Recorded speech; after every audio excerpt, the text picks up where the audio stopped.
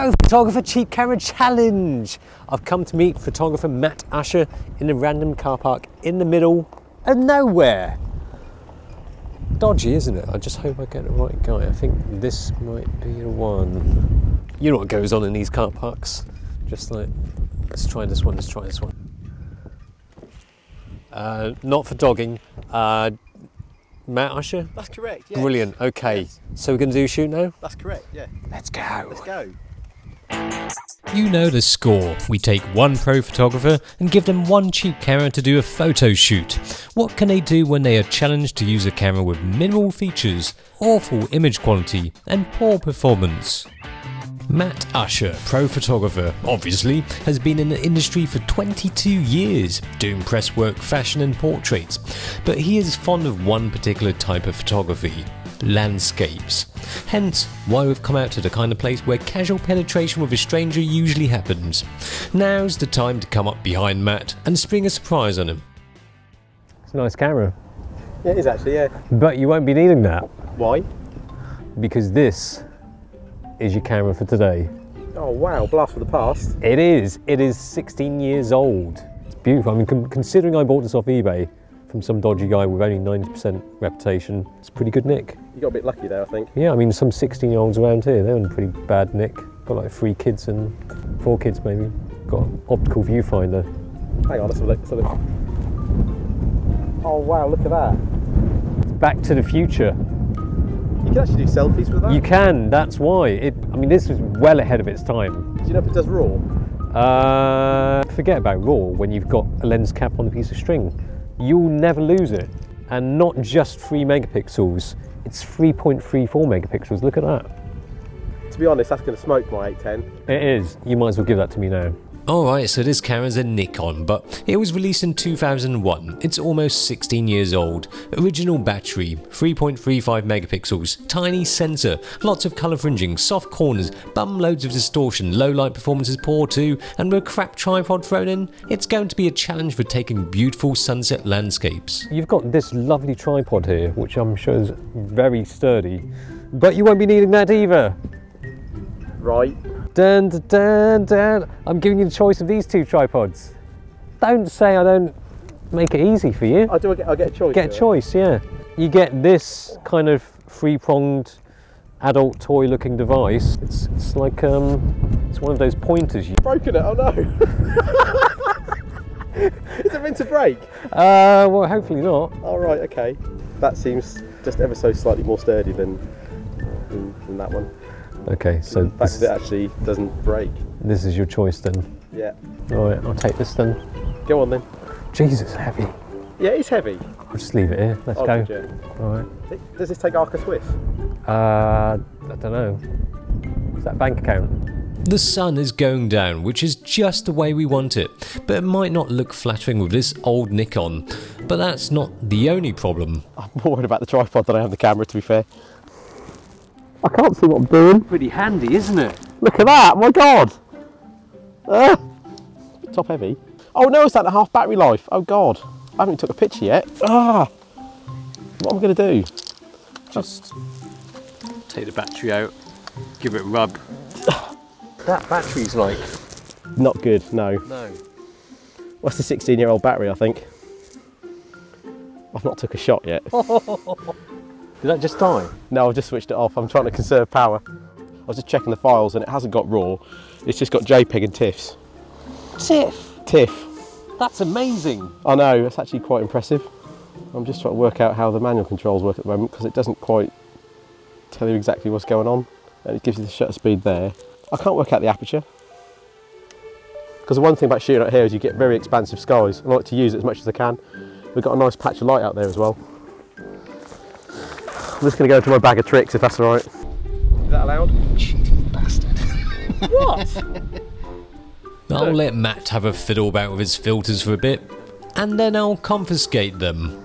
Filters are a landscape photographer's best friend. Although us landscape photographers don't really have many friends, so that's not saying much. I've got quite a lot of friends actually. Sorry.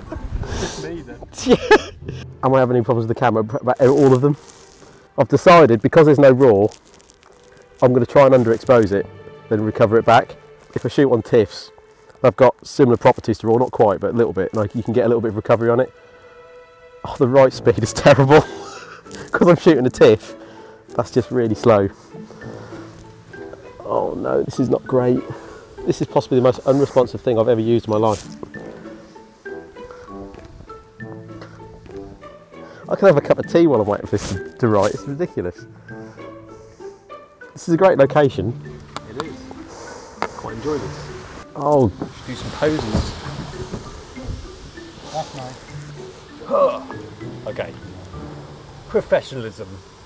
Just saw two people walk past and I just realised how dodgy it looks. I was standing on a boat doing that and you're just laying on the floor, yeah.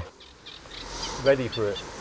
It's got a major problem with ghosting and flare. The lens just can't deal with anything because I shoot a lot into the sun, to be honest. Yeah. I do a lot of shooting like that and it just can't deal with it at all. Lovely. It's going to give you that sexy 1960s kind of look. Saturday Night Fever kind of sexy. That was the stuff. 70s. 70s, sorry. I quite like that boat there, but the problem is how I'd want to shoot it because there's no real wide angle on this. I can't shoot it how I'd want to shoot it. What's the widest equivalent? Well, it says it's an 8mm, but I don't know what that equivalent is. I don't know what because I don't know the sensor size. Love it. And I would Google it, but there's no 3G here. Oh man. Where's this? We're in the Stone Age. Can we not get the pub? There's nothing to do here apart from get pregnant. Just FYI, its widest is an equivalent of your well-known and loved 38mm focal length. And at this point, the light really starts to look gorgeous. What I'm going to try and do, I'm actually going to try and do a panoramic here. Because the problem is I don't know how to focus lock. There's a manual focus on this, but you have to guess it. And I'm not so keen on doing that, to be honest. So I'm going to have to use the panning motion on this wonderful tripod. Look at that, my God. Epic, right, okay. Oh dear, seems like the cheap tripod isn't helping at all. When it comes to landscape photography, light is everything. It's all about the beauty of that light. And to be honest, it really does look quite striking. Quite amazing at the moment. But right behind me, that's not looking so good. Who knows what's going to happen? And there's another thing, the sensor. It's tiny. When the light goes down, the noise is going to come up, that's for sure. See, one thing I do like to do is I like to work with a low angle. Oh, I see what you do. I kept thinking you're shooting the floor there, but you're using the technology well. Oh no, it's frozen. I hope I've still got that picture. I'm probably going to actually go from left to right, Kai, to be honest. I'm going to shoot the panoramic again. Okay. Because it's the, but I need to underexpose a bit. Stitching several shots together to get one panorama. Will it be a perfect blend or recipe for cheap camera disaster? The thing is, because I'm not using the tripod, the right speed, I'm trying to keep it still and trying to keep some sort of continuity in the joins. Are you enjoying that roll? It's a tuna. Should be red onions though. My breath's going to stink. There's nothing wrong with red onions. Oh, look, that guy's got a proper camera. ×2. It's Canon. No, it's not a proper camera. I'll stick with my Nikon. There's actually a storm coming. There might be a rainbow, you never know. That'd be a great photo. That would, yeah. And I'm using this. I'm actually quite gutted now. This light is fantastic and I'm using this. With the skies looking a bit tasty, Matt is wishing he had his D810 to hand. Could it have been the image of his career? How are we doing for battery life? It's not good. Oh no. Well, the battery is 16 years old. So, Yeah. That's doing all right. to be honest, it's done quite well. The light is fading fast, and the battery life is not going to last much longer either. Can Matt get the shot he wants? I'm actually using a stone as like a pivot point. So, because the tripods just ain't happening. Matt is unexposing his shots to try and retain as much detail and highlights as possible, but just how well will he be able to extract detail from the shadows? But that's one of the best parts around here, is the light. That's why I do a lot of my landscape work around here. I mean, I've got different locations I go to. Yeah. And I you know, it's so different to what I do full time. Like working in a newspaper, then coming out here and doing this. Yeah. I mean, I've been doing this now for 22 years. And it's just like, I can't get enough of taking pictures, especially when it's like this.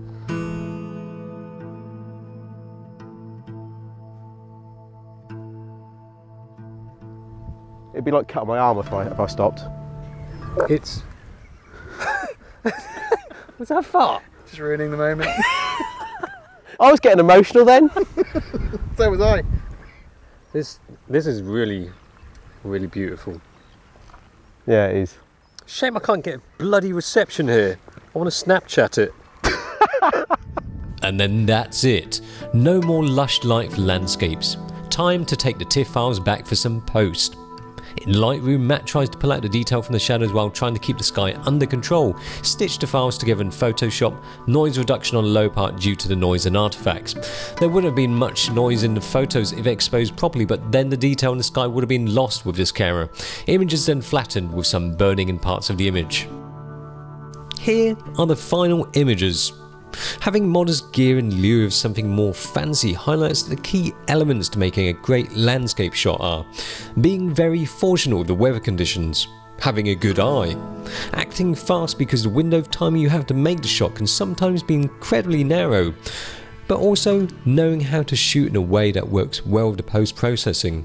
It's not just about taking the shot itself, you need to have the complete package. Having the right camera is just the icing on the cake.